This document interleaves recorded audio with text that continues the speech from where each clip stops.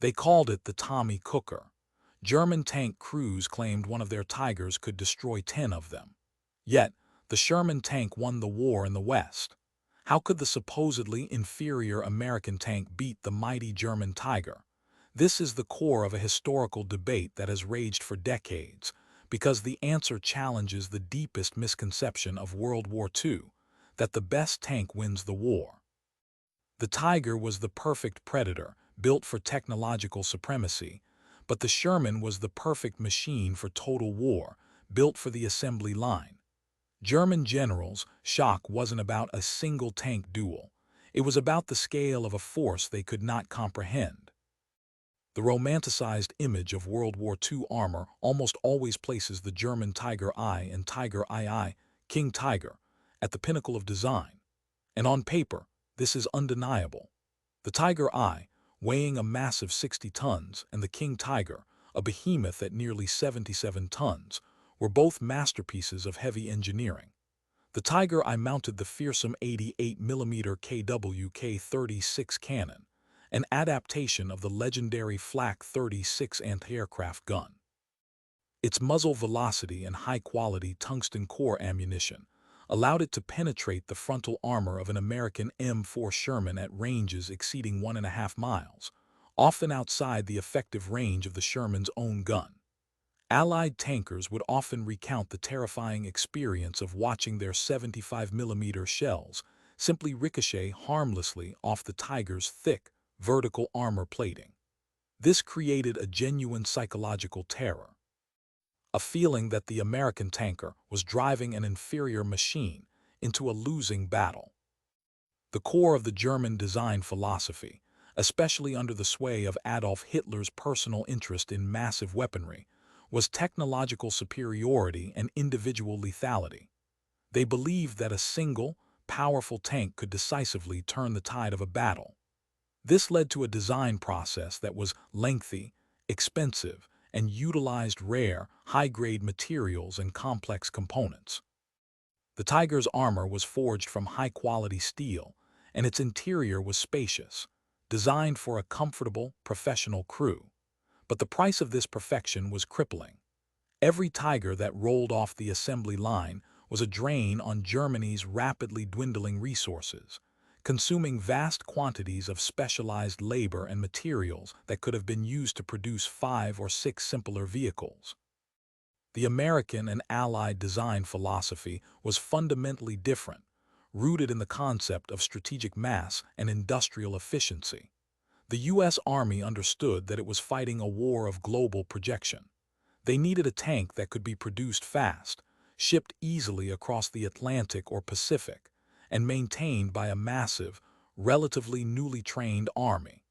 The M4 Sherman was the perfect embodiment of this philosophy. It was not intended to fight Tigers. It was intended to facilitate the rapid advance of the entire Allied army. Its primary requirements were reliability, speed, ease of repair, and the ability to accept rapid upgrades. The Sherman was designed to be built in sections, utilizing cast armor for its hull and turret, a method that was quicker and cheaper than the complex welding process used for the Tiger. It was powered by a conventional aircraft-style radial engine, or later, a twin-diesel setup, engines that were common, reliable, and easy to service. The U.S. industrial giant produced an astonishing total of over 50,000 Shermans by the war's end, compared to a mere 1,347 Tiger IIs and less than 500 King Tigers. The German general's astonishment, therefore, was not a sudden realization of the Sherman's hidden qualities. It was the slow, crushing understanding of the American industrial juggernaut. They were building chess pieces. The Americans were building an entire ocean. When a German commander saw a column of a dozen Shermans, he saw targets he could destroy. But when he saw the next column, and realized that for every Tiger lost, he had no replacement, while the enemy's numbers were inexhaustible, the true nature of his defeat became clear. The disbelief stemmed from their inability to fathom a country that could afford to trade 5 medium tanks for 1 heavy tank, and still have reserves that stretch back to the docks of New York. The Sherman was the symbol of American abundance, an abundance that was far more lethal than any single piece of German armor. The battlefield is not an arena for sporting duels. It is a sprawling, unforgiving environment governed by the laws of logistics and mechanical efficiency. It is in this realm that the supposedly inferior American Sherman delivered its most devastating blows against the mighty German Tiger.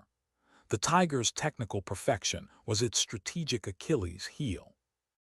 The Tiger, with its enormous weight and its complex interleaved suspension system, was a maintenance nightmare.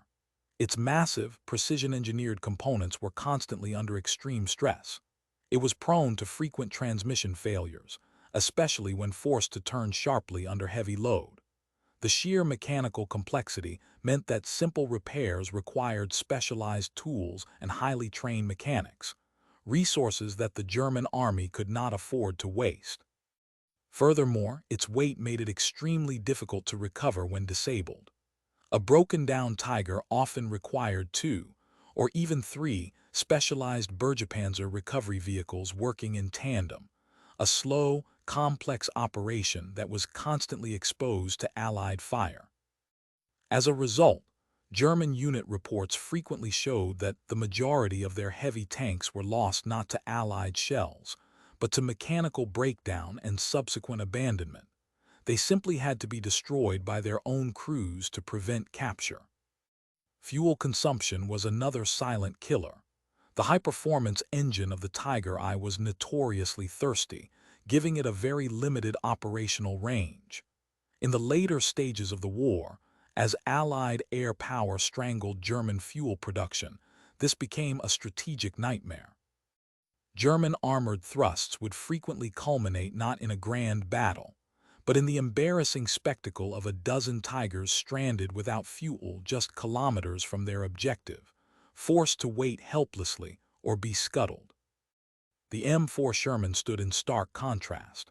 Its design emphasized a robust, conventional suspension, like the vertical volute spring suspension, or VVSS, a lower weight and standardized, easily accessible parts. This meant that the Sherman boasted a remarkably high rate of operational readiness. Tank crews could perform routine maintenance and even significant field repairs quickly and with minimal fuss. If a Sherman was knocked out but not destroyed, American recovery teams could almost always retrieve it and rush it back to a field repair depot, where its modular design allowed for rapid overhaul. This speed of recovery and repair was a tremendous psychological lift for American crews and a crippling factor for the Germans. The Germans shot one Sherman. The Americans put it back into the fight a week later. The logistical advantages extended to the very infrastructure of the war. The Sherman's lower weight allowed it to be shipped efficiently across the ocean, and critically, to utilize the vast majority of temporary and existing European bridges. The King Tiger, by contrast, was so heavy that its movement was severely restricted to specially reinforced roads and a very select few bridges, making its movement utterly predictable to Allied intelligence. The American Army was able to sustain its rapid breakthroughs, such as Patton's race across France, precisely because the Sherman was a tank that could keep up with the infantry and logistics. The sheer, relentless availability of the Sherman gave American commanders strategic freedom. They could afford to be aggressive, knowing that their losses were temporary and replaceable. The German commanders, however, were forced to be hyper-cautious, husbanding their few, precious heavy tanks and constantly struggling with maintenance backlogs. The shock of the German generals was realizing that their technologically superior tanks spent more time broken down on a road than it did in combat, rendering its 77 tons of steel and its devastating 88mm gun utterly meaningless. The Sherman was simply the better-designed military tool for a global, high-attrition conflict. To focus solely on the tank is to miss the entire picture of how the Allies won the war in the West. The defeat of the Tiger was not the result of the Sherman being a better tank, but of the Allied superiority in doctrine, combined arms coordination, and overwhelming air power, a sophisticated, multi-layered system that crushed German armor from every direction. The U.S. Army did not suffer from the illusion that the Sherman was a peer to the Tiger. Their strategy was never to have the Sherman fight the Tiger in a standoff duel. That responsibility was clearly defined under the doctrine of the tank destroyer force. These were specialized, fast, and lightly armored vehicles like the M10, M18 Hellcat, and M36 Jackson, which carried more powerful, high-velocity anti-tank guns. These tank destroyers, along with towed anti-tank artillery and massed field artillery, were the primary defense against German heavy armor. The Sherman's role was to be the infantry support tank and the exploitation vehicle, using its superior high-explosive shell to clear defenses, and then racing into the enemy's disorganized rear areas to sow chaos. The 75mm gun was perfect for this primary role. The most potent and inescapable element of the Allied victory was total air supremacy. By D-Day in 1944, the German Luftwaffe had been swept from the skies. This gave Allied ground forces an invisible shield and an unstoppable offensive weapon. Fighter bombers like the American P-47 Thunderbolt and the British Hawker Typhoon prowled the front lines and rear areas relentlessly. Any German movement by day was instantly attacked. Tanks were destroyed by rockets and bombs, and crucially, the entire German logistical chain was systematically obliterated. German generals themselves admitted that their ability to fight was fundamentally broken by the air attacks. They could not move fuel, ammunition, or reinforcements during daylight hours. This meant that even if a Tiger was repaired, it often had no fuel to move and no ammunition to fire. The tank was paralyzed. The destruction of German oil refineries and synthetic fuel plants by strategic bombing ensured that the operational problems of the heavy tanks only compounded over time.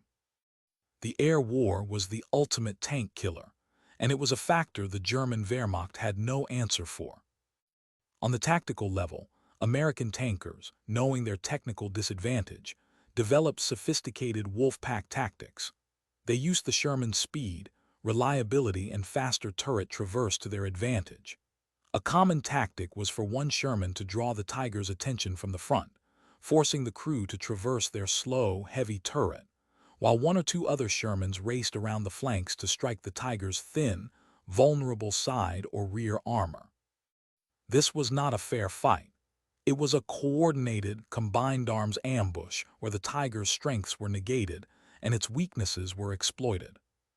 Finally, the technical gap did close. The British introduced the Sherman Firefly, mounting their fearsome 17-pounder anti-tank gun, a weapon that could penetrate the Tiger's front armor at long range. The U.S. Army later fielded its own Shermans with a high-velocity 76mm gun, and late in the war, the powerful M26 Pershing heavy tank. These tanks ensured that the Allies always had a peer-level answer to the Tiger, but by the time these powerful variants arrived, the strategic defeat of the German armored forces had already been achieved by the millions of tons of material, the endless supply of reliable Shermans, and the absolute dominance of the Allied Air Force. The German generals' shock was the realization that their magnificent, unbeatable tank was, in the grand scheme of the war, completely irrelevant. They were defeated by the assembly line, the petrol can, and the sky.